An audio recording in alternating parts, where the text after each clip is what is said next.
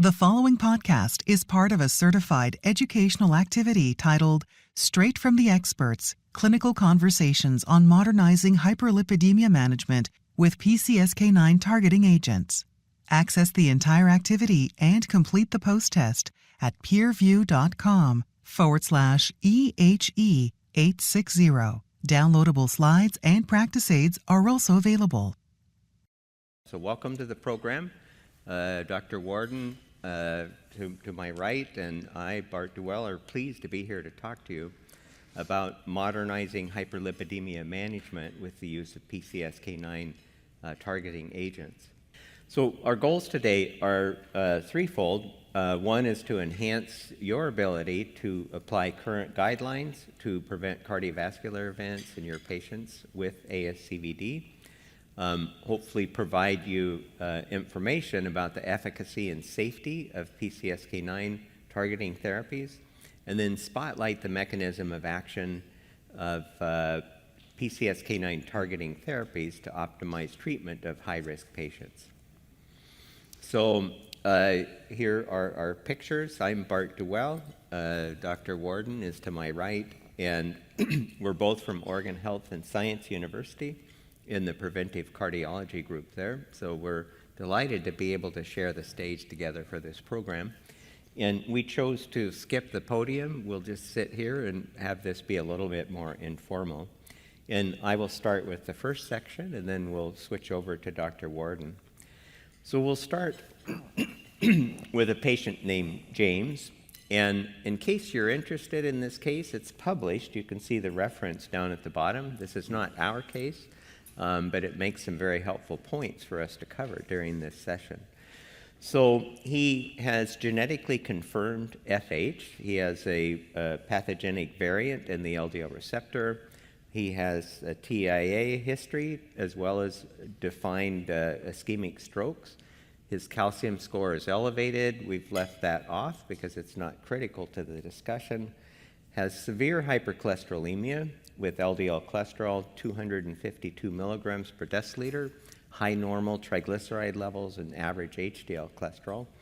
Treated with rosuvastatin, the clinic notes indicate that his highest LDL cholesterol concentration was 372 milligrams per deciliter. So he's 120 milligram per deciliter points down below where he started.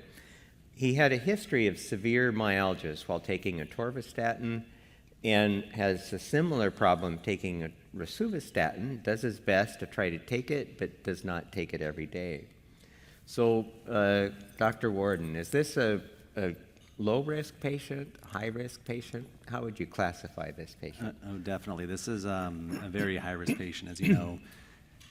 A lot going on here. So he has the genetic predisposition with the female FH to lifelong exposure to severely elevated LDL levels. And we're seeing this manifest already with polyvascular ischemic issues with cerebrovascular disease, with multiple attacks, as well as an elevated coronary artery calcium score. So he definitely meets the criteria for a very high-risk patient. And in addition to that, now we also have competing interests with dealing with potentially medication intolerance and some adherence issues too. So this is a patient that will require multiple therapies, and we're struggling to adhere to one in particular right now. So a lot of work is needed. A lot of work is needed, yes. So the AHA guidelines and ESC, EAS guidelines are highlighted on this slide, and the EAS, ESC guidelines got ahead of the game and recommended LDL goals of less than 55 in patients such as this. So he is really a long way from goal. He does qualify as a very high-risk patient. The 2018 guidelines recommended an LDL goal less than 70, but then the updated guidelines also recommend LDL cholesterol less than 55 milligrams per deciliter. Newer therapies like bempedoic acid and glycerin, these were not included in the guidelines, so that's part of our goal today is to discuss some of these issues. Lomidopide, evinacumab aren't really applicable because those are for homozygous FH.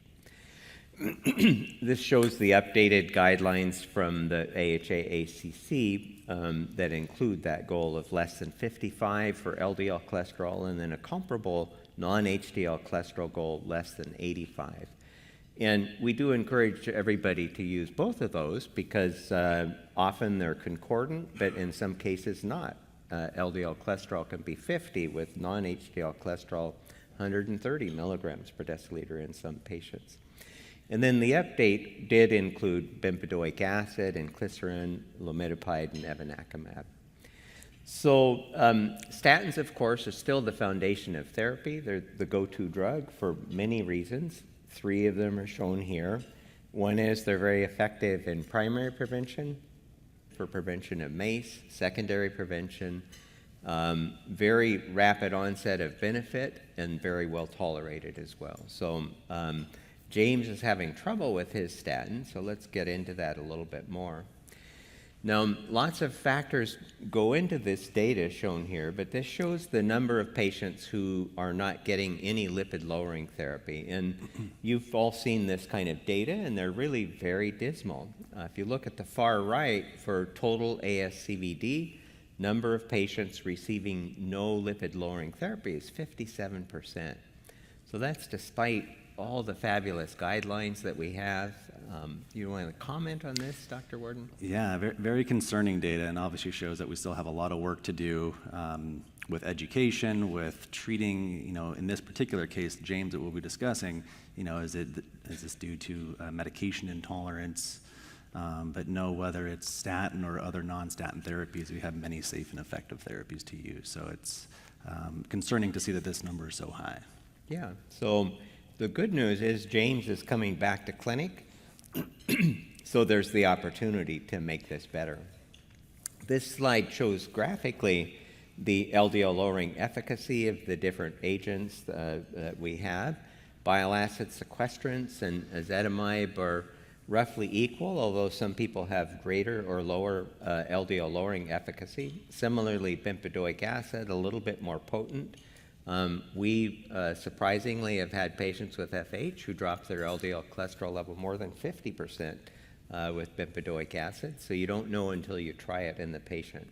Statins at high dose will lower LDL 50 to 60%, and then PCSK9 inhibitors, monoclonal antibodies, will drop the LDL 50 to 60%, and inclisiran slightly less, about 50%. So we're back to James. Highlighted now is that he's not adherent to the rosuvastatin. And it's worth pointing out that compared to his highest LDL cholesterol level, he's down about 30% or so. So that's roughly the LDL lowering that we would expect from maybe 5 milligrams of rosuvastatin a day. So it may be that he's taking it a couple times a week or 3 times a week. So he's getting some benefit, but obviously still very far from goal. So SAMs are a real nemesis for many patients, and Dr. Worden and I had the good fortune of working on a clinical perspective from the National Lipid Association, and I'll let you comment on this, Dr. Yeah, Worden. thank you. So statin-associated muscle symptoms obviously fairly pervasive in our clinic, but if we look at the full total population on statins, it's still a minority of patients, roughly 10%, with a pretty wide confidence interval there.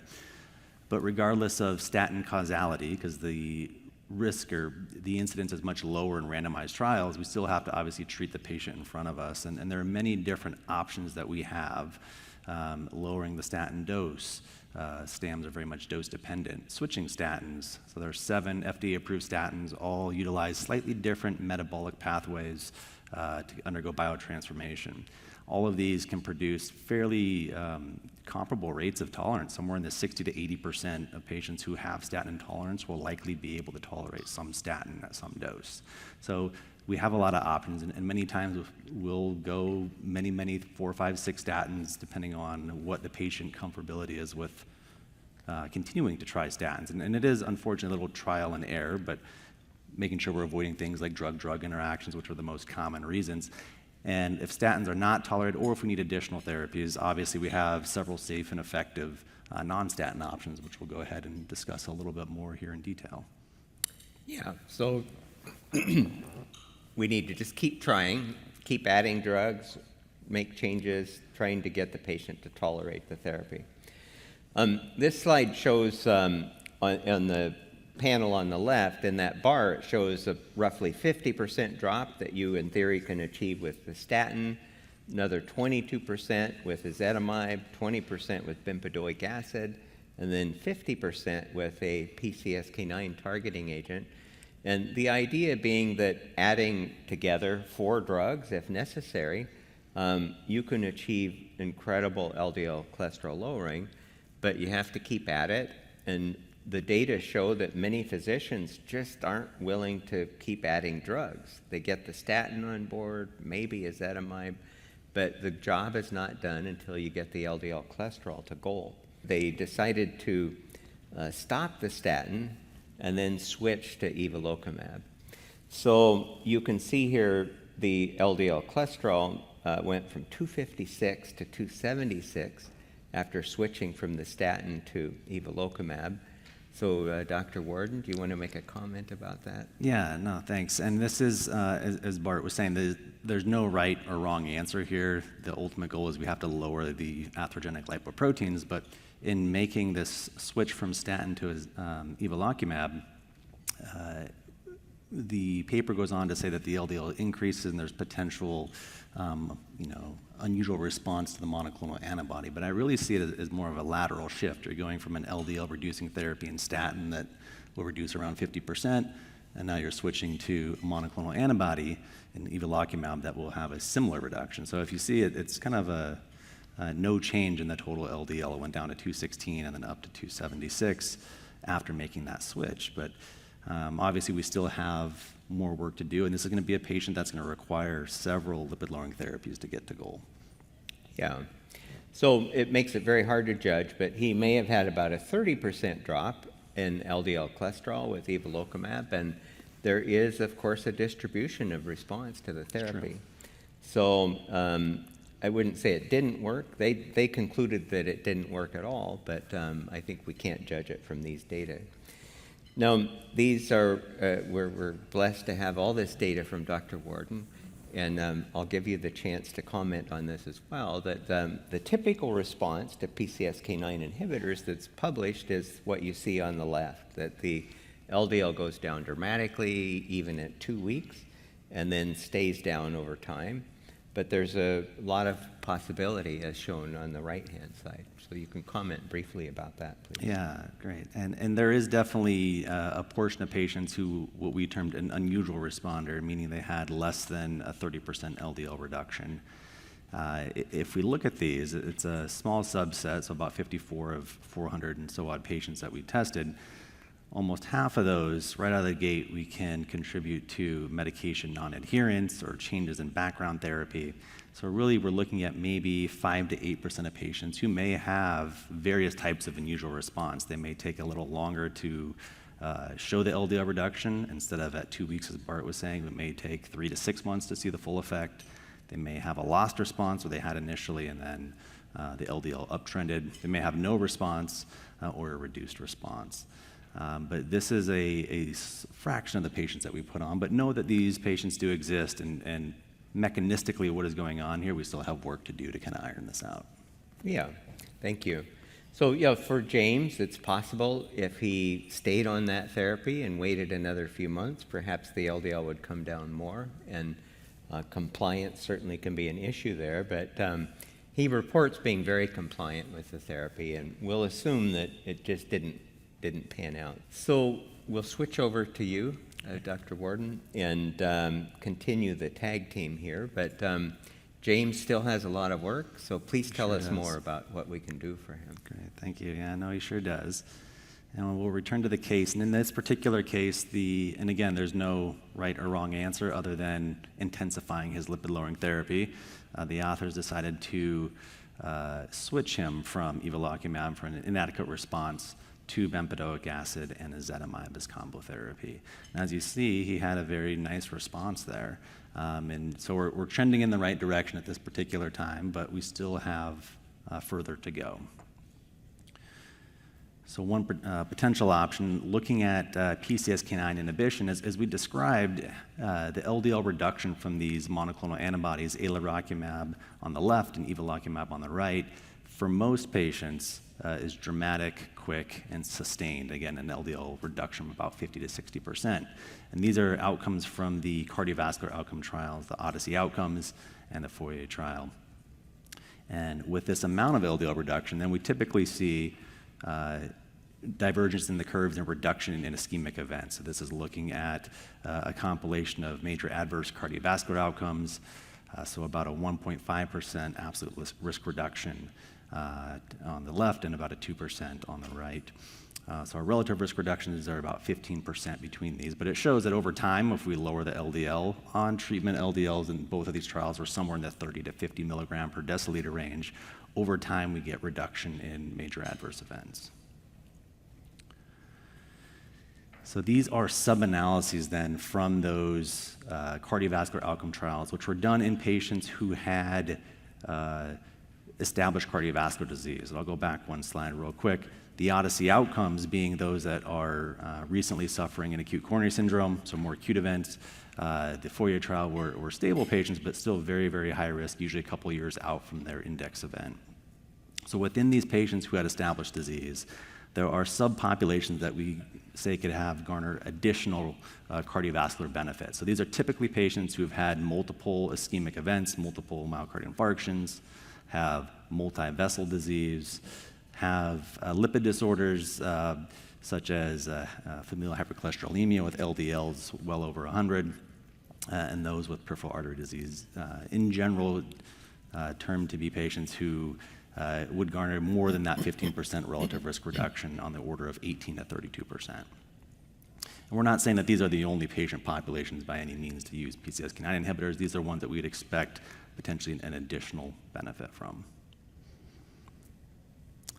And when looking at LDL, and I think the story becomes clear with PCSK9 inhibition, we've shown that lowest is best. We push the LDL sequentially lower, we get additional risk reduction. So the figure on the left is showing that we get LDL reduction all the way down to the single digits, getting LDL down to 7 milligram per deciliter. We continue to get a reduction in major cardiovascular events. So we have not seen any floor effect. There isn't an effect where if we lower LDL, we're at risk of not only increasing adverse cardiovascular outcomes on the left, but also on the right. It's also safe with no increased risk of adverse events regardless of the LDL. So as an example, the serious adverse effects on the graph on the left, showing at LDL of 100 milligram per deciliter, same percent of patients, roughly 23% as those who had an LDL of less than 20 milligram per deciliter. So the adverse outcomes did not track with the achieved LDL reduction. I think this is an important point, and Bart, you can chime in here. A question that comes up a lot from our patients about this, quote unquote, is there too low of an LDL that we can attain? Yeah, at this point, I think we have excellent confidence that patients are going to do well with LDL cholesterol levels of 10 or 20 milligrams per deciliter if they're lucky enough to get down to that point.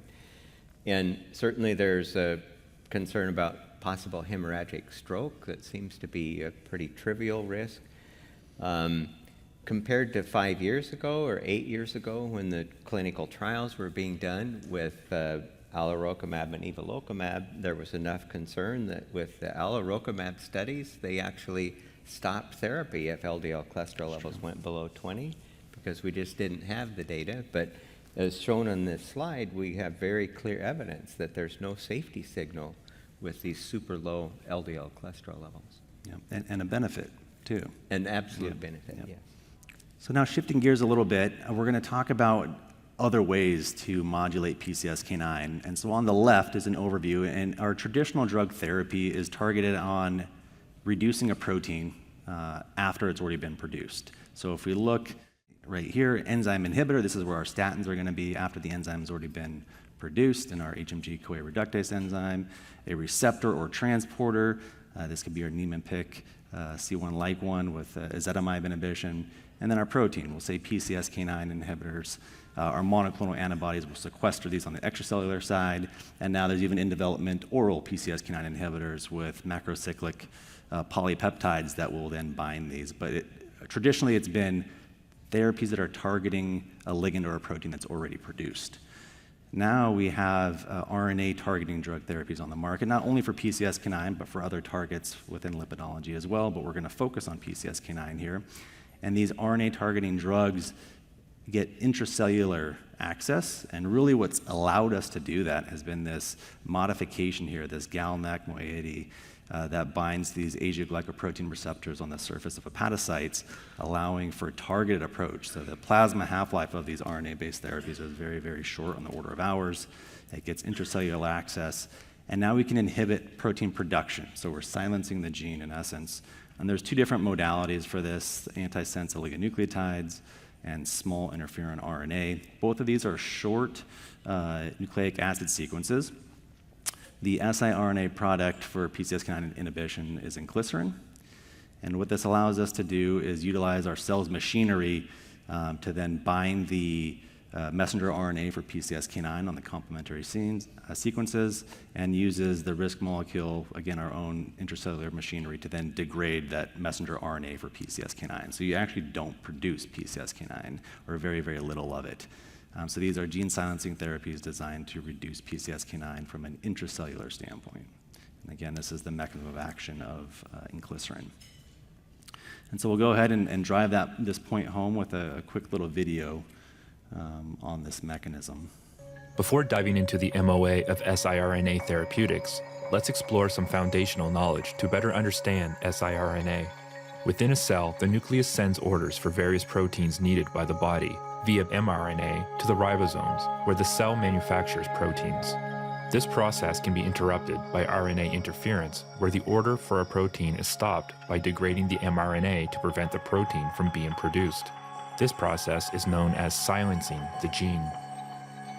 To treat hyperlipidemia, siRNA therapeutics such as inclisiran block the synthesis of PCSK9.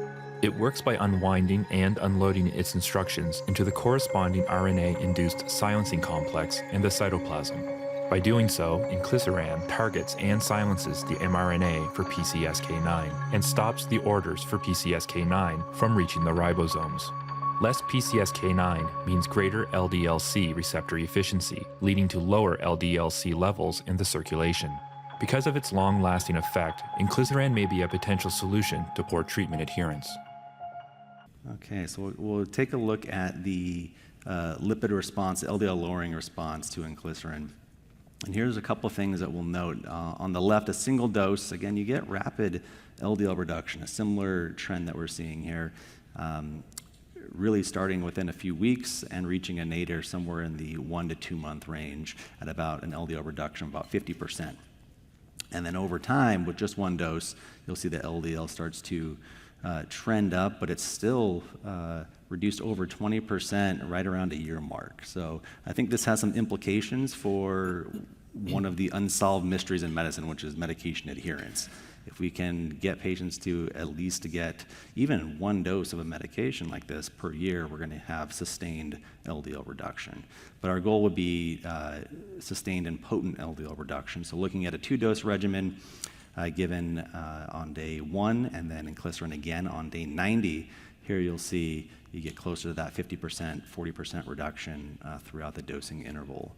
So the FDA-approved dosing for inclisiran is going to be dosed on day 90, on day 1, again on day 90, and then every 6 months thereafter. So it should, in essence, coincide with when patients will be seeing their providers every 6 months. The Orion clinical trials program was really a compilation of phase 1 and 3 trials that have investigated inclisiran from its pharmacokinetics, pharmacodynamics, to also use in patients who have ASCVD and FH. The 2 cardiovascular outcome trials on the top left, the Orion 4 and Victorian 2P, are very large trials, 15,000 patients or more with established ASCVD, and we'll be seeing those outcomes hopefully presented in the next few years, 2026 and 2027 respectively. But we do already have some long-term data on a fair number of patients with the Orions 9 in the FH population and Orions 10 and 11 in patients with ASCVD. Ask you a quick question pharmacologically. Why did they choose 0, 1, and 6, and not 0 and 6? And what was the strategy pharmacologically of early 2 successive doses? So the question was, and correct me if I'm not misrepresenting this, why did they choose a dosing regimen of day 0? 30 days. Sorry, it's day 0 and 90 days, so 3 months out. Yeah, so dose on day 1 or day 0, depending on how you want to see it, and then again at 3 months. But they're loading, and then it's every 6 months thereafter. Because if we go back to the, I don't know if it'll show me, but you start to see the LDL start the uptrend right around that day 90 mark. But it's dose on day 1, again at 3 months, so day 90, and then every 6 months thereafter. Yeah, to get to time to effect a little faster. When comparing the different modalities for PCSK9 inhibition, we have our monoclonal antibodies, which have data to support that they reduce MACE, major adverse cardiovascular events. And we have the outcome trials that we talked about, the Odyssey outcomes and the Fourier trial, which showed statistically significant risk reduction in this endpoint. And then with the Evolopram trial, now we have the open label extension of the Fourier going all the way out to over 8 years of therapy on monoclonal antibodies, showing sustained cardiovascular risk reduction and good safety as well.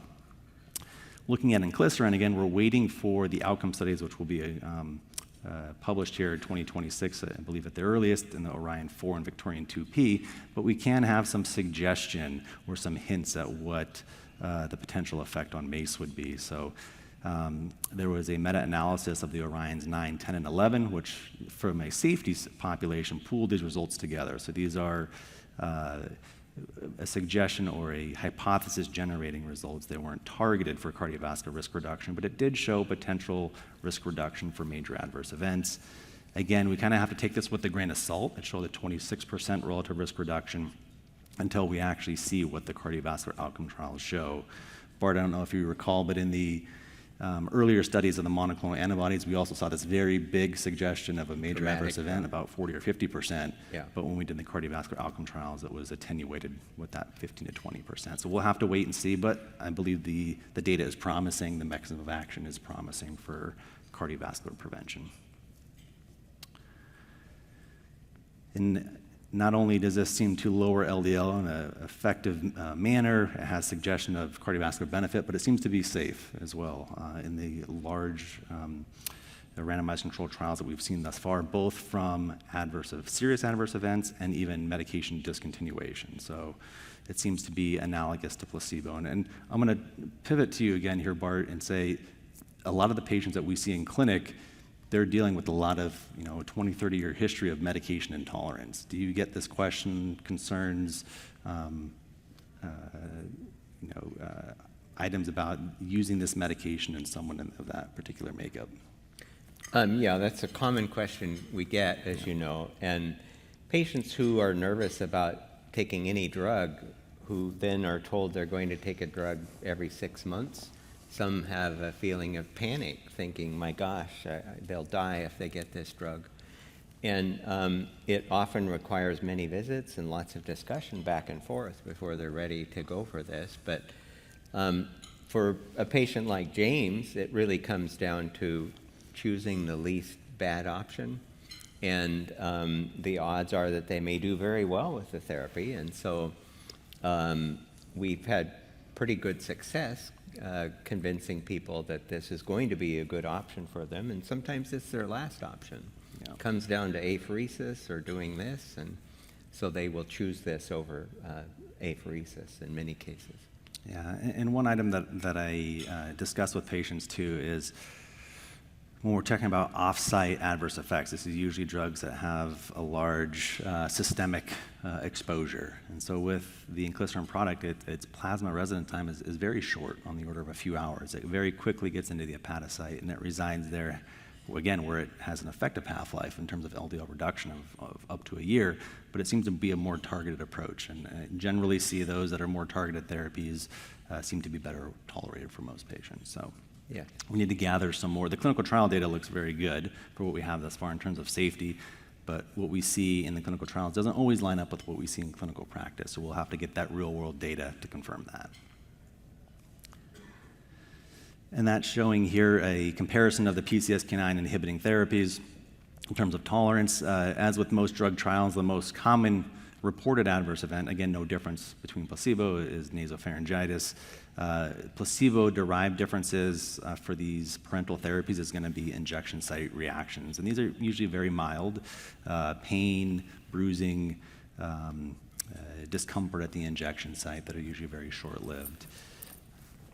And again, with our monoclonal antibodies, we do have real-world data that shows that outside of a clinical trial, in the real world, we do see a higher proponent of other adverse events, such as myalgias, flu and cold-like symptoms are other ones that our patients will describe. They're overall very low, less than 10% or so, but it is something that does lead to medication non-adherence with discontinuation. We don't have that data for inclisiran yet, so I'll be definitely anxiously awaiting, and hopefully we can contribute to what this looks like in the real world. Now, quickly just wanted to I'm not going to spend a lot of time on this, but emphasize that when we're looking at cardiovascular risk reduction with these PCSK9 inhibiting therapies, one mechanistic realm is looking at its effects on the plaque physiology. And so we know that both alirocumab and evolocumab, and now some preclinical data with inclisiran, shows that there's favorable effects on the actual plaque itself in terms of increasing its stability by increasing calcification, increasing the fibrous cap, and in doing this, we can actually see even plaque regression if we get LDLs low enough. So I think an important concept that I discuss with patients is if we can get LDL below 70, we can really slow plaque progression, but to get plaque regression, we're going to probably have to aim for that LDL, that 20 to 40 milligram per deciliter range, and that can actually be a motivating factor for some patients too. So we'll come back to the case. The authors actually chose to add inclisiran, and while they were waiting authorization, started another statin, pitavastatin in this case, and eventually got on both pitavastatin and inclisiran. So their total lipid-lowering therapy is now 4 drugs: bempedoic acid, ezetimibe, pitavastatin, and inclisiran, and an on-treatment LDL of 67. So it really takes a village to treat some of these patients in terms of getting the appropriate therapies on board. Quickly, when looking at PCSK9 inhibitors, there's many publications that show we're not utilizing this to the degree that we need to, and this, I think, because of barriers that are currently in place. So injections, this being a parenterally administered medication, I'll be honest, this isn't really something that a lot of our patients will say, this is not a therapy for me. I think we can definitely discuss the importance of this. An injection issue isn't a big concern, but access and cost can definitely be. Getting insurance approval, once it's approved, getting that to be affordable medication, it can be a challenge. And then we're looking at adherence. The monoclonal antibodies, you're going to give these every 2 weeks to 4 weeks. One way to remove that adherence or take the adherence component out of the patient's hands is to look at something like inclisiran, an siRNA product where the product is administered in the clinic by the provider, so we actually see the drug go in. But just as we can have drug non-adherence, we can have patient non-adherence to clinic visits as well. So that's something that we do have to keep an eye on. Other potential barriers that I mentioned, the monoclonal antibodies in the real world, we do see more systemic adverse effects than I think were established in the randomized controlled trials. So we still can have medication intolerance there. And inclisiran, other things that we'll be evaluating is increased healthcare usage, especially right now where healthcare is definitely strained. This is going to put more emphasis on patients coming through clinic, and so we'll have to develop other unique ways. In our clinic, we're having nurse and medical assistants help with the administration process to kind of free up the providers a little bit. So there are definitely workarounds around that, and then we'll have to gather some more clinical experience with real-world data too. I'm going to just very briefly, we're getting ready to wrap up here. I get a lot of questions, and Bart even calls me a magician sometimes on getting medications approved. And there's really nothing magical about what is being done here, but there's, I think, an important formula for getting these drugs approved. And first and foremost, making sure we're prescribing these for the appropriate indications. So our high-risk patients who have established cardiovascular disease, familial hypercholesterolemia, a portion of those patients will be statin intolerant, but I think it's very important that we have to document what background therapies that they've been on. For some patients, the maximal tolerated statin is 0. And so listing what therapies they've been on and what response, and then why we want to go with, say, a PCSK9 inhibitor like inclisiran versus, say, something like bempedoic acid, looking at the degree of LDL reduction from what the patient is at their current baseline LDL. And then it's very important that this is all documented, obviously, in our chart notes, very easily accessible. And know that a portion of these, even at the most appropriate patient, the best documentation are still going to be denied. So don't be afraid to appeal these, especially in the appropriate patients.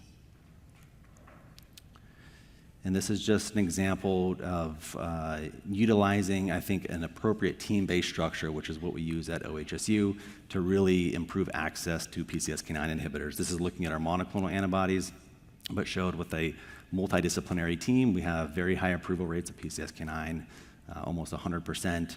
At the time from being seen to medication approval is very short. We get appropriate lipid-lowering therapies, and that once it's approved, that's hurdle one. The next is getting cost reduction. Know that there are many grants, patient assistance programs, and copay cards available for patients to lower their cost. And in our group, just a little over 2% are unable to take because of cost. So there's definitely structures in place that can be implemented to help improve patient access. So Bart, we'll go ahead and pivot back to you. Can you wrap this up in a nice package with a bow to summarize kind of the journey we've gone through here in the last little bit? Yeah, thank you. This has been excellent, and we're down to the last assigned minute. We want to get on to the questions and answers, but we're using this as kind of a summary slide. And number one point, which is not on the slide, is that the goal, of course, is getting appropriate LDL cholesterol lowering and non-HDL cholesterol lowering. So how you do that is less important than whether you achieve the goal or not. And so PCSK9 inhibitor therapies are very helpful for achieving that goal because of the dramatic 50 or 60% drop in LDL cholesterol that can be achieved. And so you've heard about use of inclisiran, which is a small interfering RNA molecule, versus the monoclonal antibodies, alirocumab and evolocumab. And we received a question about oral PCSK9 inhibition, and that's still experimental. We'll see if that makes it to the market or not. But they work through different mechanisms, but the LDL lowering efficacy is similar. LPA reduction is similar. Delivery, you heard, is done at home with the monoclonal antibodies, and the siRNA inclisiran is designed to be given by a healthcare provider. Dosing frequency is vastly different, as you've heard. AEs are similar, at least the rates of AEs are similar. MACE reduction, well proven with the monoclonal antibodies, remains to be determined with inclisiran, although the animal data are very suggestive. And then the cost is in a similar range as well. So the availability of inclisiran gives us just one more option, one more tool in the toolbox that we can use to help our patients achieve adequate LDL cholesterol lowering. So we'll move on to, or I'll let you make any final comments you'd like to make as well. No, I think that that was wonderful. And just, yeah, I think having the breadth of options now, going back even a decade ago that we didn't, really empowers our patients to have many safe and effective therapies to help reduce their atherogenic lipoproteins. Yeah, and actually, before we go to the questions, I'll comment that in our clinic, we wouldn't be happy with James' LDL cholesterol concentration at 67. That meets the older guidelines, so we would do something more, and I think that we'll leave that to another discussion, but we would do our best to try to get his LDL cholesterol level at least less than 55 milligrams per deciliter. Yeah. So I don't want to leave the impression that we think he's adequately treated at this point. Yeah. And if you get a chance to review that that case in that article, his LDL actually trends back up too. So there's more work to be done. Yeah. Well, great. Want to go ahead and pivot to some of the questions? Yeah. I'll send this first one to you. Can you comment on the paper published in the BMJ about restoring mortality data on the Fourier cardiovascular outcome trial? On the Fourier? Mm-hmm. The reanalysis. Yeah, I'm not I'll let you comment on this. Okay. Yeah, it seemed to be a controversial topic, and Yeah. I think Amgen, as well as other thought leaders in the area, definitely kind of put that into place, stating that it was an inappropriate analysis of the data, Yeah. and that the FDA obviously did their due diligence in reviewing this, and that the data stands. Correct, yeah. Let's see here. It made headlines. It did. Comments regarding using PCSK9 inhibitors in pediatric patients. Yeah, so many providers are nervous about giving drugs to pediatric patients, but if they need it, then it's an appropriate therapy. And FDA approved for use.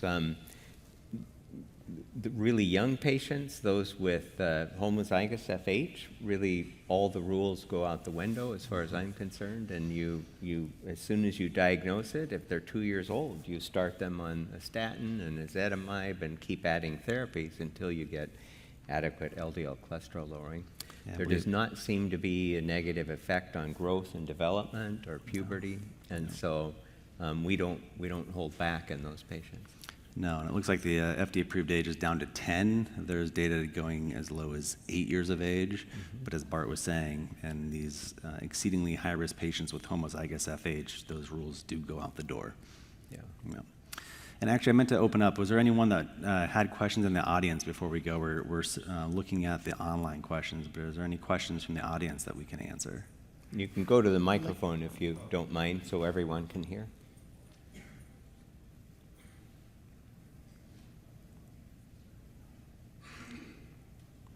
You may have already covered this, but I was late to the show this morning. But we're faced with more and more primary care prevention, and we see and stratify a lot of patients with imaging, calcium scoring, and it's amazing how many occult, severe ASCVD patients I find based on calcium scoring. How do you place this in somebody? There are 1,000, there are 1,500. From an insurance approval, and also where do you put that for these patients after you've done statin, ezetimibe, et cetera? That's a great question. I can speak to that. Sure. So there's definitely, so we're talking about subclinical atherosclerosis, particularly coronary arteries disease. And if you look at the cardiovascular outcome trials, those patients weren't technically enrolled. They had to have an event. So we're going outside of the box, but our group very commonly will consider those patients obviously high risk, especially depending on the age at which we see that in, and consider that established coronary disease.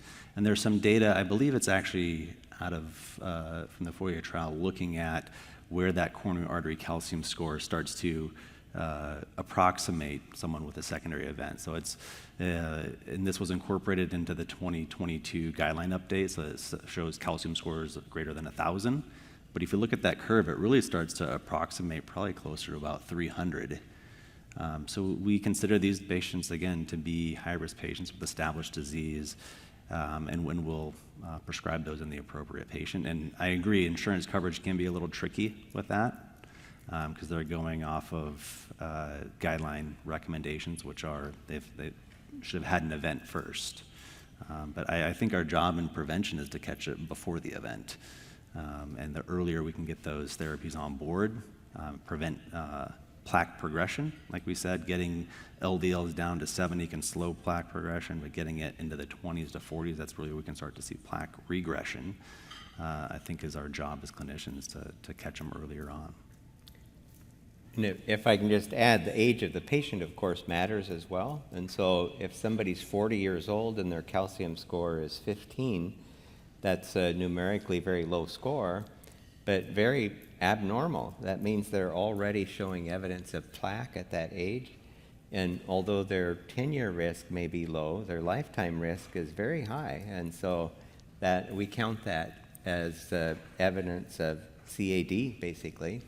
And similarly, even just having calcification in the aorta may not put the patient directly at risk, but it's a sign that the process is in place of them making atherosclerotic plaque. and you can choose to do nothing and let it get worse, or intervene and try to stop that process from progressing.